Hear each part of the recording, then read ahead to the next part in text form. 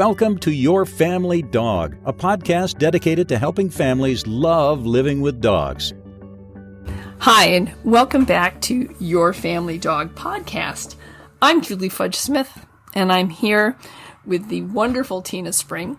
And as per usual, Tina and I get on the call, although I was late because Skype was really testy today and made me sign in like 14 different times in 14 different ways. So that was really fun. I mean, I can't tell you how much I enjoyed resetting everything and getting all the confirmation codes and putting them in and being told they weren't right. And it reminded me of a song I'd been listening to, which was the Authority song by John Mellencamp, which is, there's this great line, I fight authority and authority always wins.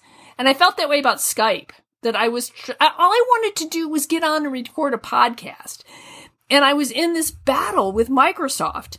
And it felt like it was, I fight authority. It's like I fight Microsoft and Microsoft always wins. And as the song was playing, I looked over and I looked at Zuzu. And I kept thinking, I wonder if dogs don't sometimes feel that way. That they fight authority and authority always wins, man. Every time I want something, something happens. And I was thinking, I don't really want that kind of a relationship with my dog. I don't want my dog to, it's not that I don't want my dog to think that I have the final say, because probably most of the time I do.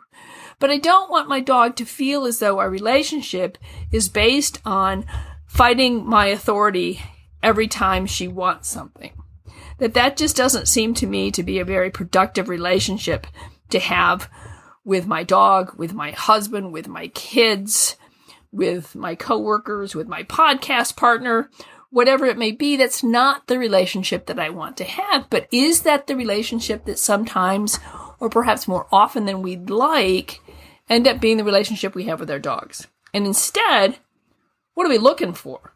I think we're looking for, as I used to tell my owners, I want you to build a relationship that's built on cooperation and trust.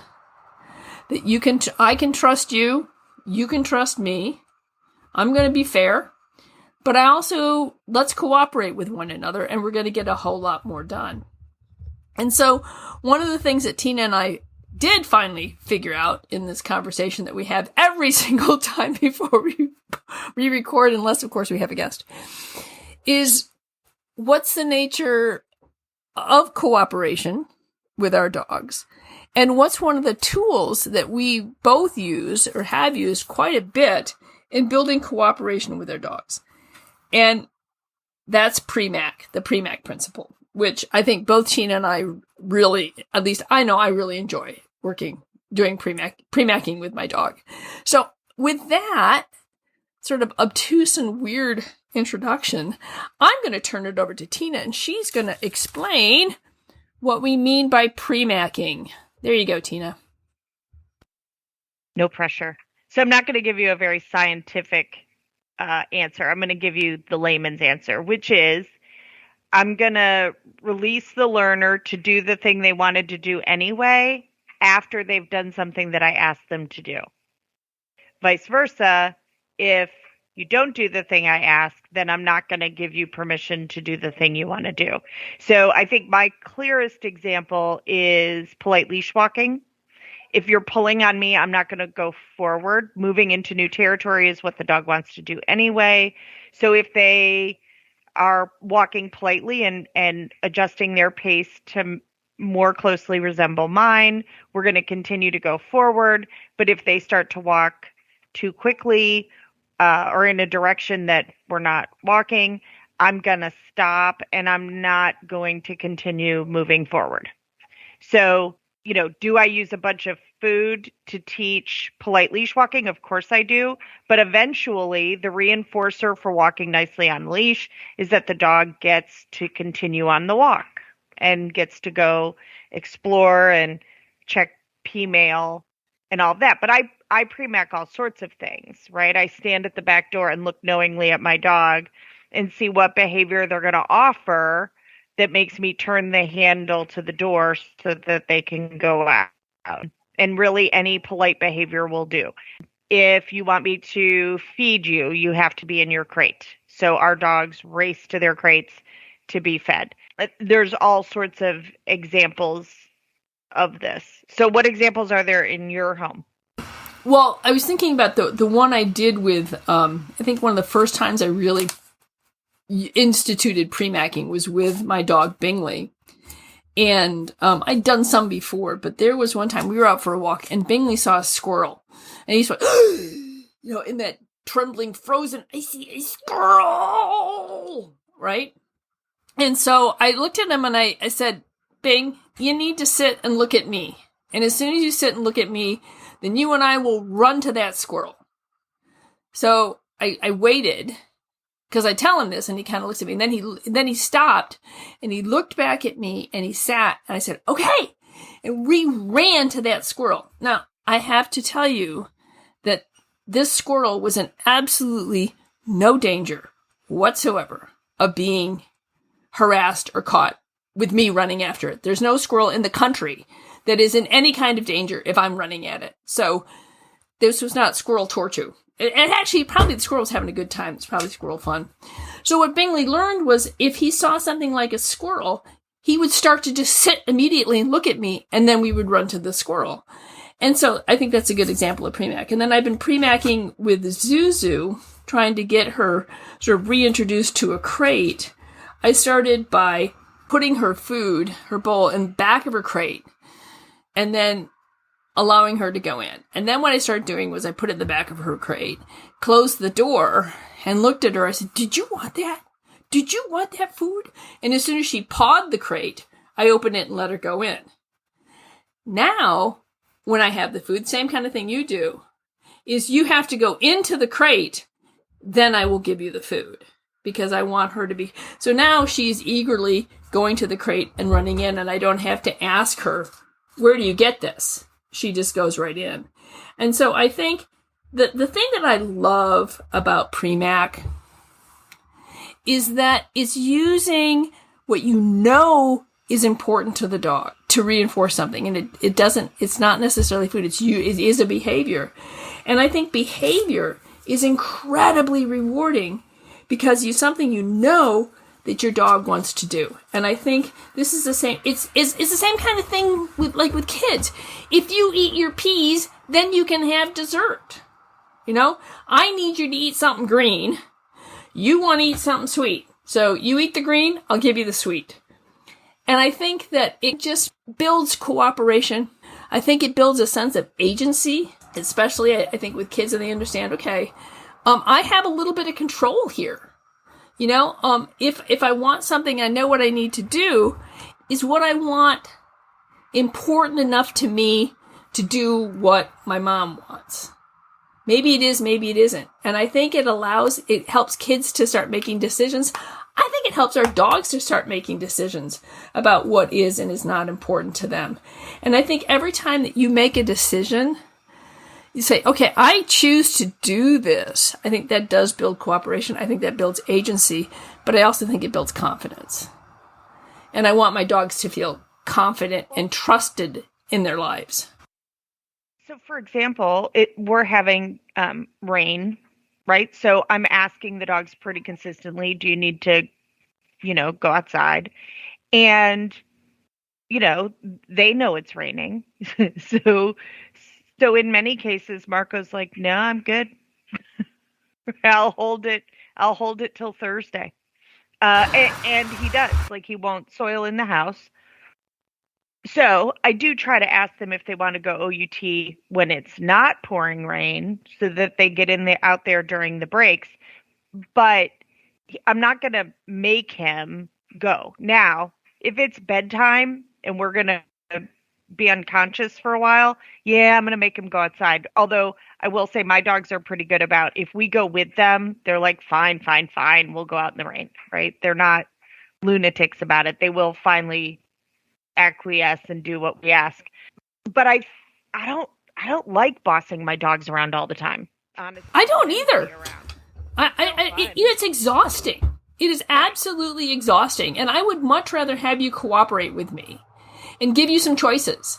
That doesn't mean I can't encourage you to make the choice that I want you to make. Like, I want you to go in your crate.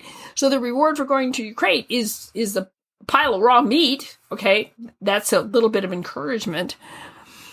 But, I find it exhausting and, just not worth it. It's just not worth it to constantly, I don't want to be, a dictator. I want to be, a more of a benevolent leader, shall we say. Sure. And I can remember parenting foster children. One of the things I learned early on was don't hand them a whole menu. Like if we were out eating, I needed to limit how many options they had because they couldn't make a decision, right? If there were 8 options available, poor Greg would still be sitting there trying to decide what he's having for lunch. So I learned pretty quickly, give them 2 or 3 choices, usually 2, based on my knowledge of them and what the child is likely to like. He still would occasionally be like, well, I want this other thing out of left field. And my response, I think, was good. Someone will argue with me, I'm sure. But I would say, I hear you that you would like peanut butter and jelly to be a choice, but that's not a choice right now. That might be a choice later, but right now your choices are this or that. And I would be sure to incorporate peanut butter and jelly, if that's what he was saying he wanted, in options for the next, 24, 48 hours somewhere. Because I hear him, and that's the trust piece, right? If I say to my dog, do you want to do this or that? And they say, no, I really want to go for a walk, which my dogs will totally say. It may be that I'm headed out to a class. I can't do a walk right now, but I'm listening to that dog and trying to incorporate a walk later. Might be a short walk, might be a quick walk, might be a walk in the rain, but I'm going to try to incorporate what they've signaled is important to them in the mix. When I'm planning our weekend, Christopher loves to tinker on the cars, to work on the cars. I really endeavor to leave a bunch of time for that, even though I need him to help me with some stuff too, or like I need, a stronger back than mine. So I think incorporating what the living things around us want or need is an important piece of it, to not feel like an ogre, and to feel like I'm a giver, really, more than anything else. I agree. To be fair, sometimes I'm just trying to survive. Like, we have 6 dogs here, and we're in the remnants of the hurricane. And so we're probably going to have wind and rain for the next couple of days. And that'll be kind of miserable.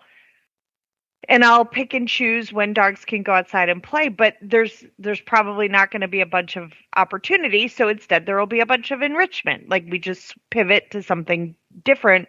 But sometimes I don't have the bandwidth to think of that. Sometimes. Right. No, I get that. It's funny because you should mention the weather, because I was thinking we had terribly wonderful blue skies and now we have gray skies, and I wonder if we're not just getting the very edge of the hurricane here in Ohio. But what I was thinking when you're talking about choices, one of the ways that I help my kids learn how to make choices was to do things like, if I was going to give them a couple pieces of candy, I would ask them, which one do you want first? So that there was no wrong decision here. You just had to make a decision. You can have both pieces. Which one do you want first? And that helped them to learn to make it, I guess I'll take the red one this time. And that's fine. It doesn't really matter, but I wanted to introduce them to choices that were not going to send them into the deep end. How do we begin to make choices?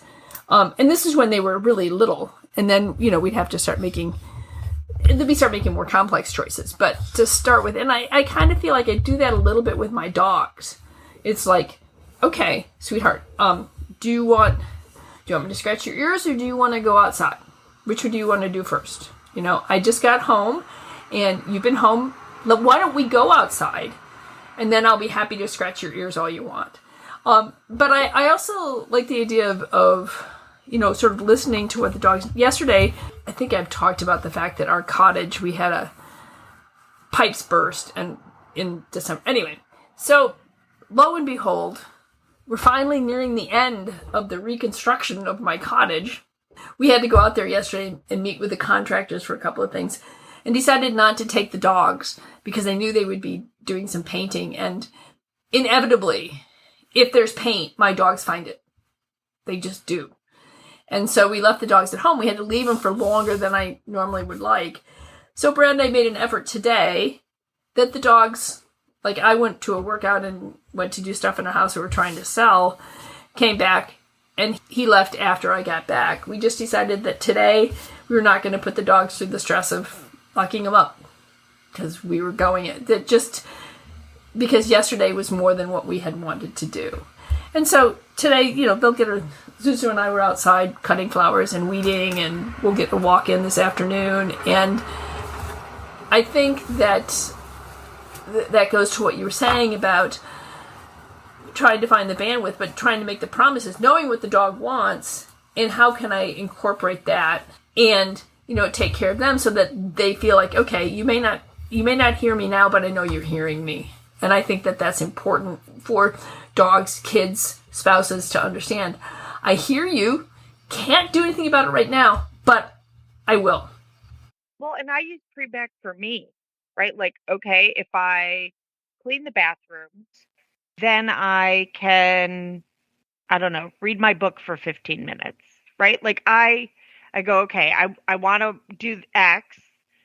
Z needs to be done. So when I do Z, then I get access to X, right? It's a great way even for me to motivate for me. Yes. In fact, they use that in Noom. I hadn't realized it was Premack until you said that. I'd be like, this seems so familiar. Well, that's because I'm Premacking myself. Right. There's a lot of, you get to choose what you want to do. As a matter of fact, Noom's a really good example because there are no no's. There's just, have you assessed kind of what it costs you to do that? Yes. And do you really want to do that? So it brings it kind of to the forefront. So I think Premack can be pretty powerful. I think we tend to make it more complicated than it is for families. And so basically it's giving the learner permission to do the thing they want to do anyway for doing something that you ask them to do. So your child puts their dirty clothes in the hamper and they get to go jump on the trampoline, or they make their bed and you get out the slip and slide, or any number of things. And I love that it is progressive with development. When you've washed the car, then you can borrow it. I remember my mother doing that. You want to take the car? You have to wash it for me. But the thing that I also love about Premack is it gets away from using food or money or whatever as a reward. It really is, I kind of feel like in some ways when you use Premack, you're really seeing the individual that you're working with. You're really understanding that individual and you're appreciating what's important to them. And sometimes I think especially for kids, to feel like they have been heard and seen and understood can be just as rewarding as being able to do the activity itself. And I wonder if there isn't an element of that to our dogs as well. That they feel like, oh, you heard me. Okay, that's great, Mom. Yeah, I can settle down for a minute because I know we're going to go do this. And I think we Premack in a lot of ways that builds that trust that the dog can understand. I may not understand exactly what's going on, but, Mom's track history's been pretty good here. I think I can trust that she's going to follow through on this. Well, it even comes into conversation. Like, let's say I'm having a conversation with someone about issue A. Well, here, I'll use the example of when my daughter was young, right? Like, she was like, I want to get a mohawk and color my hair purple. And I'm, saying the things moms say. And then all of a sudden the conversation turns to, and Mom's a jerk. Okay. Well, we can talk about me being a jerk later, but right now what we're talking about is the hair. And I will write down, which I know sounds really weird, but whether it's customers or a friend or whatever, I want you to know that I heard you that you think I'm a jerk. So I'm going to write that down. We'll come back to that. But right now, I need to solve this one thing first, right? My experience is that typically once we solve the thing, then we decide that maybe we don't have to talk about mom being a jerk. But, sometimes we do because obviously I'm here to make everyone's life harder. So I want to steal the joy from everyone's existence. That's my daily goal.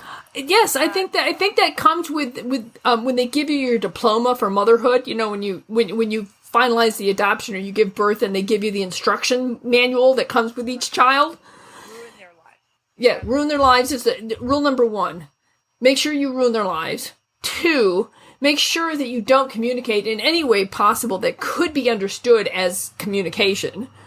And 3, deny anything that's fun. Yes, absolutely. If it's fun, it's a no.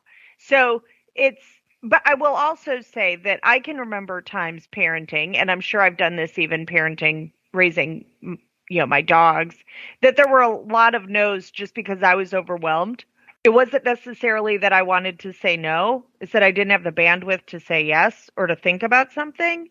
And so for me, it was that getting into the practice of, I say, okay, everybody get your shoes and socks on. We're, going to XYZ. And they're like, but we want to go to the pool. Writing down like, hey, they want to go to the pool. Or, hey, this child is saying they want peanut butter and jelly. Or, hey, this child says, can we do this one day? Writing those things down helped. It also helped me to manage my stress, because if I realized I wasn't doing that, I knew that my stress was pretty high and I needed to do some self-care, right? Honestly, just solving the question of what's for lunch, what's for breakfast, what's for dinner. If I keep a journal of, okay, child 2 wanted peanut butter and jelly yesterday. Well, maybe I'll make that the choice for lunch today. Like, do you want peanut butter and jelly or do you want this?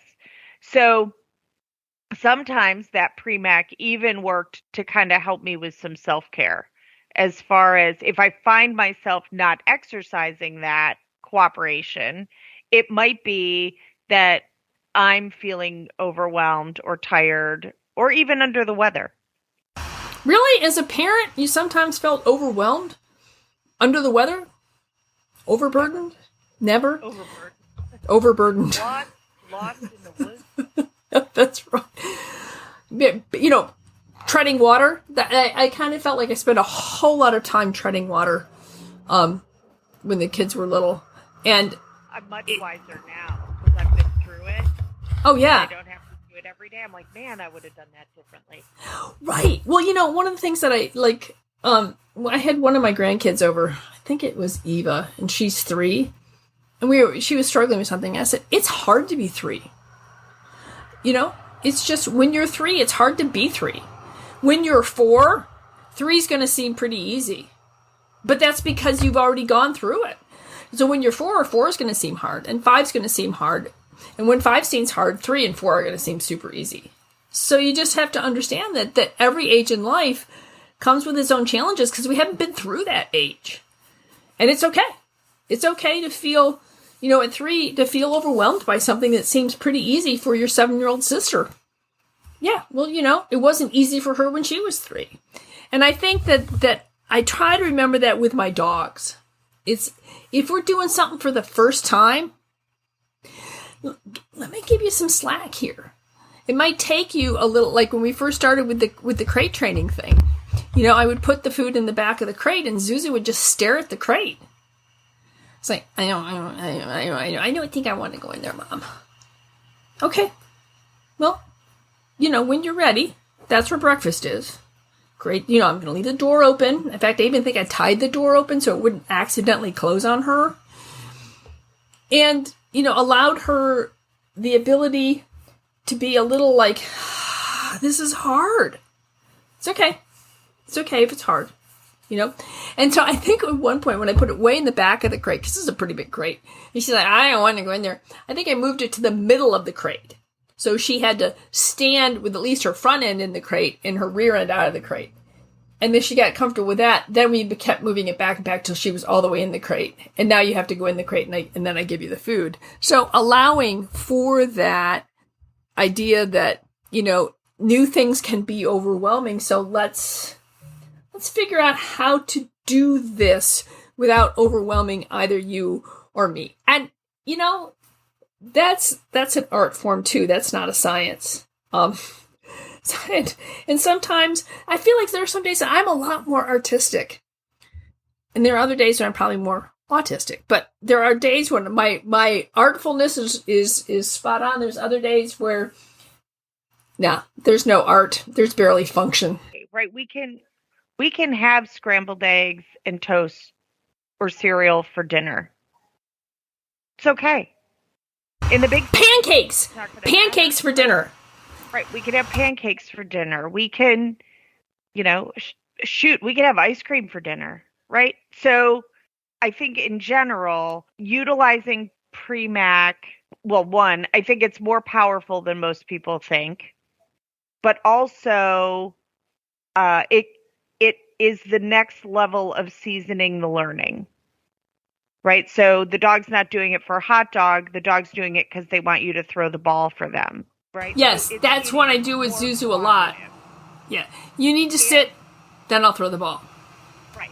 And it's one of those pieces too that I think this is one of those things where positive reinforcement based trainers have a better look in than maybe some aversive trainers. Because I'm not sure aversive trainers are always thinking about how to accommodate what the dog wants or needs. When I was an aversive trainer, that did not always necessarily enter into it, right? There was a lot of, I'm the boss, you're going to do what I say and be a good dog. And if you didn't do what I wanted, you were a bad dog. And now I'm like, right, I'm not Mustafa, right? It's not all about me. It's more about, can we navigate this wonderful world and journey and life together peacefully and without a whole bunch of rigmarole. I agree. And I love the fact that you said that premacking is in some ways the next step after using treats. And what I have found is the more you play with premacking, one, the better you get at it. And two, the more you realize how many horizons that opens and how fun it is. Premacking is really fun. At least I really enjoy it. And so you can start sort of doing premack in layers. Like when I'm working on fetch with Zuzu, I always have 2 balls. And so we do 2 things. One is you have to drop the ball and you have to sit. Then I will throw the other ball. So I worked it for a while. Just premacking was like, okay, you drop the ball, I'll throw the other ball. Then sometimes if you sit, I'll throw the other ball. And I was be able to, if I worked on both of them separately, doing the premack, like if you sit or if you drop the ball, another ball gets thrown for you. Then I could put them together. Drop the ball, sit, and the ball gets thrown. So premack can work, you work them separately, you can work them together, you can work a lot of different layers, because for Zuzu, and especially for Bingley, throwing the ball was such a desirable behavior. I think that I probably could have got them to, I don't know, run the Iditarod. I think I could have gotten them to mow the lawn for me. I could have gotten them to do pretty much anything if I'll throw the ball for them. So it was nice because knowing how important this behavior was to them, I could play with a lot of different things and use it to teach them different things because this was such a huge reward for them. So I think that what you'll find when premacking is when you start playing with it and you start really understanding what's important to your dog to do, then you're going to have an incredibly important tool. Like I said, playing fetch is just a huge, huge reward for my retrievers. So I'm going to use that reward to teach a whole lot of other things that I need you to learn. I used it with the kids a ton for so Gregory loved to go outside and just get really, really dirty. And I was like, okay, you see that mud puddle? I would actually make a mud puddle for him. I'm like, you see that mud puddle right there? It's got your name written all over it. You should probably go make mud pies. And you get bonus points if you get your little friend Brian so dirty that his mom calls me. Right? Because I'm like, here, be naughty, but be naughty in like a pretty tame way. Tame way, right? Well, I used to tell my kids, your job is to go out and come back dirty. That's how I know that you've been successful childing. Right. You know, Right. I would call Brian's mother and be like, hey, before he comes down here, make sure he's in clothes you don't mind if we ruin him. Right. And a lot of times, again, I was parenting atypical children. I had the children I'm talking about at this moment are my foster children. There was a lot of adults only had really awful rules. Right. So me saying to Gregory, go get yourself as dirty as you can was like magic. Like he was like, what are you talking about? And so I did try to incorporate a bunch of the things that the kids really loved. Cheryl loved to take a bubble bath. So a lot of times I would be like, you did a really great job on your homework. Do you want to go take a bubble bath? Like, I'll go get it ready for you. She was like, absolutely. Could I have paid her in stickers? Sure. But she was way more happy having like an extra 30-minute bubble bath. And by the way, that also meant that her bath was done early. So she wasn't going to have to do it, just before bed. So she could maybe hang out and read in the living room while everybody else was taking their baths or showers in the evening. So I found it to be really powerful. And I don't know that in that moment I knew that it was something called the Premack Principle. Now I know. Yeah, I didn't know it either, but the same kind of thing. It's just like, okay, great. You want to do that? I don't have a problem with that. Let's get our math problems done and then go have at it. Go dig to China. Right. Go make your mud pie, or, we used to get really heavy rain and our cul-de-sac would flood. So I would have Gregory get the canoe out and canoe around in the cul-de-sac until the water went out the drain, and then he didn't have the water to do it anymore. I was like, just bring the kayak in when you're done. But I mean, it used to amaze people that I was like encouraging the kids to kayak in the cul-de-sac when we had, 4 inches of rain in it. I was like, well, they want to play in the rain anyway. So why wouldn't I let them? Like, there's not barracuda in there. Like, who cares? If he's paddling around in the cul-de-sac, you shouldn't be driving your car in it if it's flooded anyway. So turn around somewhere else, pick a driveway. It'll be fine. So, I don't think that this is just our dogs. I think it can be life. It can be letting the person who came into that intersection hot and heavy, going fast, letting them go first because they did stop at the light and didn't T-bone you. It can be letting the car that's pulling out of the parking space, letting them continue, which I don't know when that changed. Apparently sometime during COVID, we decided that if somebody's backing out of a spot, we're supposed to honk our horn and drive behind them. I don't that's not how it's done. That's not the rules, according to me. So I just stop and let them back out because I figure they're doing the more dangerous thing. But okay, apparently the world's gotten a little more insistent. But even things as simple as the dog expressing self-control before they go out the front door on a walk or come out of their crate. It only has to be a moment of self-control. I'm not asking you to like be all zen. Right. I am not asking you to write an essay for me on why I should be patient while mom opens the door to my crate. No, I'm just asking you to give me a moment that shows me that we are not completely, off our rails. So I think that premacking is something that I would really encourage people to try because 1, it's really fun. 2, it's highly effective in training behaviors. And 3, I think you'll find that the relationship that it builds for you is one that's just so worthwhile because you're working with somebody who's like, I understand the rules here. This is pretty fair. You're being fair. I'll be fair.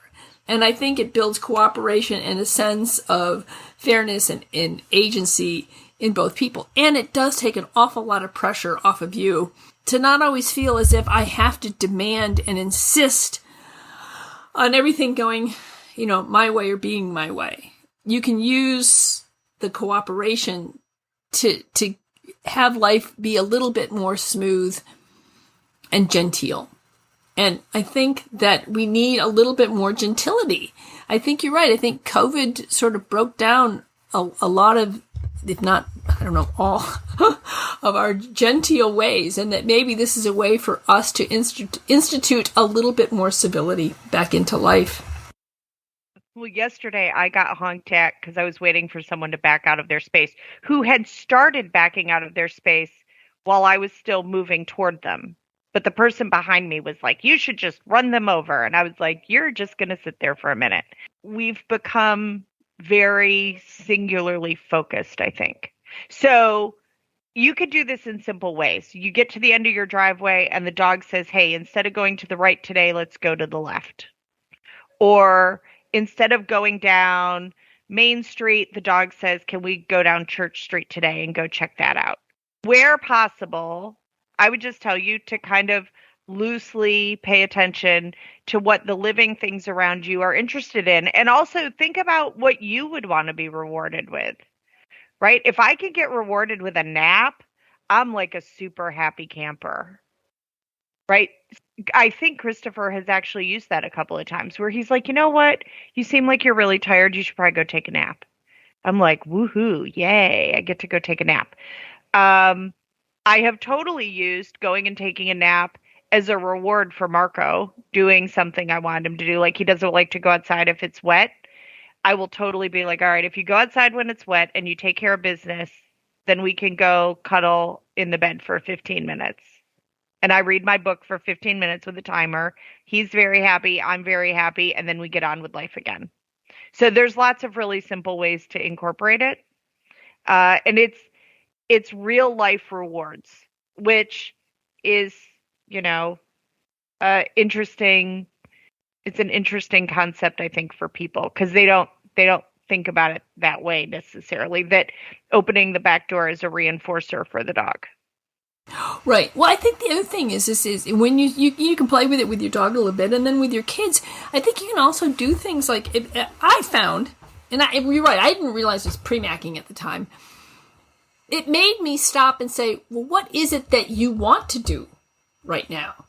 What is it that is of interest to you? Because I'm not saying we can't. I just need to know what it is that you want to do so we can figure out how to incorporate it. And so I think it also gives you the opportunity to open lines of communication that perhaps hadn't been open before, and to just take a step back and say, okay, what is it that is important to you? Why don't you make a list of, 5 or 6 things that you really like to do, and we can start working on, incorporating those into our day. We homeschooled, so it was like, okay, when we get these tests done today, as soon as we get these tests done on Friday was always our test and quiz day. As soon as we get our math test and our spelling quiz done, then yes, you guys can go outside and play. But let's get this done so you can go do what you want to do. So I think that it can be amazingly rewarding for everyone. So with that, any updates on your life here, Tina, that you want to share? We're good. We're thinking about all the people who have hurricanes pointed at them. Hopefully they'll do absolutely. Well. And yeah, I'm excited that it's a number that doesn't start with a 9 for the temperature today. I'm in a sweatshirt, y'all. I mean, it's a light sweatshirt, but I'm in a sweatshirt. And I will verify the fact that she is wearing a sweatshirt. It is slightly chilly in my house, which is something I have not said in Georgia for a very long time. So I'm excited that the weather is every once in a while here in Georgia at this time of year, we get glimpses of the fall, and I always appreciate those glimpses. Yeah, I was noticing on my way back as I was driving back from my workout this morning that there are trees. The leaves are starting to change already. And I remember last year, it wasn't until mid-September that I really started noticing it. It was earlier this year. I was excited because I'm doing an audio version of The Beast Keepers. And I got the first 15 minutes this week from Benny, my reader, my audio actor. And I was very pleased. It was funny because there's a character by the name of Anita. And I wasn't sure how she should sound. And when I heard Benny, I went, that's not it. But I knew exactly how she should sound. So that was really interesting to me that Benny's like, I wasn't sure what to do either. And I said, yeah, I don't think that's Anita. But what you did give me was an idea of actually how Anita should sound. Well, and so I think important information to know, not that. Right. And with the not that, I also knew what it was. And so she needs to sound like Lauren Bacall, which is Oh, too funny. So yeah. I gave my copy of Beekeepers to one of my vets. Because when I told her about the story, she's like, oh my gosh, that sounds amazing. And I was like, here. Oh, well, thank you. Happy Merry Christmas, birthday, Labor Day. Right? So I gave her my copy of the book, so now I haven't read it again. So I'm trying to decide if I need to, so I need to order another one, but I also want it autographed. Well, I can make that work because can I have it to you? Well, no, what I was going to say is I have several copies. So you can pay me for the book, which is $16.99, I believe, plus $5 shipping, because it cost me $4.59. So I just rounded up to $5, and I will mail it to you. So if anybody wants it, if they want an autographed copy, I'm more than happy to do that. You just need to email me I have a new email address for us because we were having some problems with the feedback at Your Family Dog podcast email. So now you can email us at yourfamilydogpodcast@icloud.com. That's yourfamilydogpodcast@icloud.com. If you would like an autographed copy of The Beastkeepers, I'm happy to do that for you, and we can work out a payment method. And if you have suggestions for us as to who you would like us to bring on, topics you want us to talk about, and we didn't get back to you, well, we never got the email because the emails got messed up, unless, of course, you were on our website and you emailed it from our website. But anyway, try yourfamilydogpodcast@icloud.com. That should get your email to me, and we can proceed from there. And I will actually include a Beastkeepers bookmark with each and every order. So there you go. I'm so excited. So yeah, all right. So my vet, one of my, like I said, my chiropractic vet was super excited to get a copy of the book. She was like, "This sounds amazing," and I was like, "Here." Well, good. I hope she finds it amazing. What I have found is there's a certain age group that finds it more difficult than others. That's okay. Yes. Some people will struggle to suspend their disbelief. Well, it's interesting because she doesn't build a world. Well, okay, it's set in, this is not high fantasy or for world building. This is low, cozy fantasy. So it's set in the real world. So the descriptions of Ohio are sort of my world building technique. And then other people will tell me, what's with all the descriptions, man? I don't need... So I just kind of feel like, I don't know. I just wrote a book. I kind of liked it. I hope you like it too. And if you don't, that's okay. But it amazes me that anyone would give an author that kind of feedback. Right?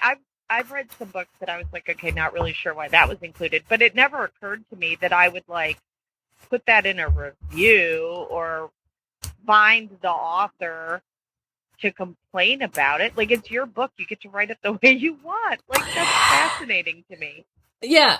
Well, I get a wider variety of reviews, shall we say, on Goodreads. And I get the inkling. Now, I could be way off base here, but my inkling about Goodreads is that a good number of these people perhaps think of themselves as New York Times literary critics.